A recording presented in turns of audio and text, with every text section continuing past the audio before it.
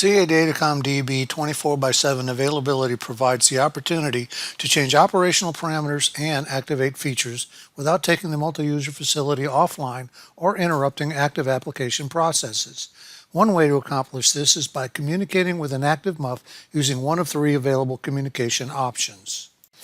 Those options are a true console command using modify and ZOS, DB utility using the function com option equal console, or SQL using the SQL console dynamic system table.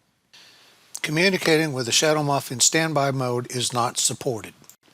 You may be needing to display resource status information, add or modify a MUF startup option, or activate an existing or a new feature of CA Datacom DB. The documentation reference on the bottom of the slide contains all the commands that can be issued through one of the three options. If I needed MUF to generate an all-info report, these are the commands that would need to be issued to accomplish it. I will now demonstrate how to produce the all-info report using each of the three options. I have already started a multi-user facility to be used during the demonstration. Let me show you the messages before we start, and you will see that we have no activity having been recorded because multi-user enabled is the last message in the output. So now I will switch back to the JCL dataset, and first thing we'll do is issue the console command. I've coded it ahead of time, so I will just copy it, and then I will switch back to the multi-user facility, paste it into the command line, press enter, refresh the messages, and you can see that we now have additional messages showing the all-info report request. It was console scheduled and console complete. That's using the console command. So now let's go back and let's do the same request, but this time using DB utility. I've also pre-coded it. Here is the input to the DB utility. And here's the JCL to execute it. So I will just simply submit it. Switch back to the multi-user facility. Notice we got a return code 0. Again, refresh the messages.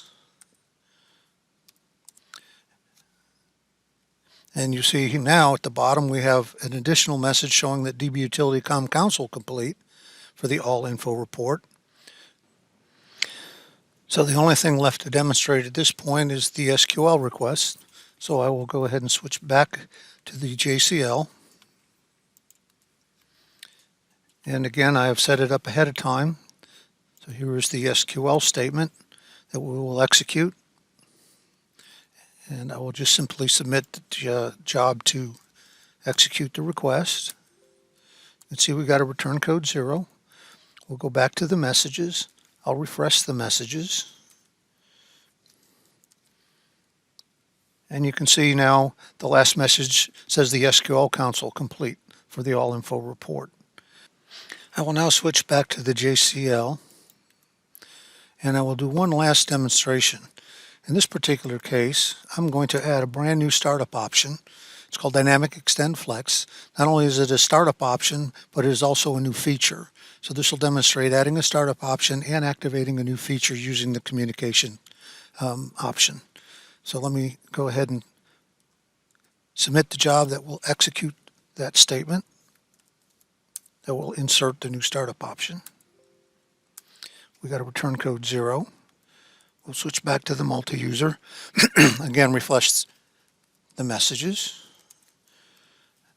And you will see that the DB utility com console complete dynamic extend flex was added. When you use a MUF communication option to add a multi-user facility startup option, it only adds it into the MUF address space memory.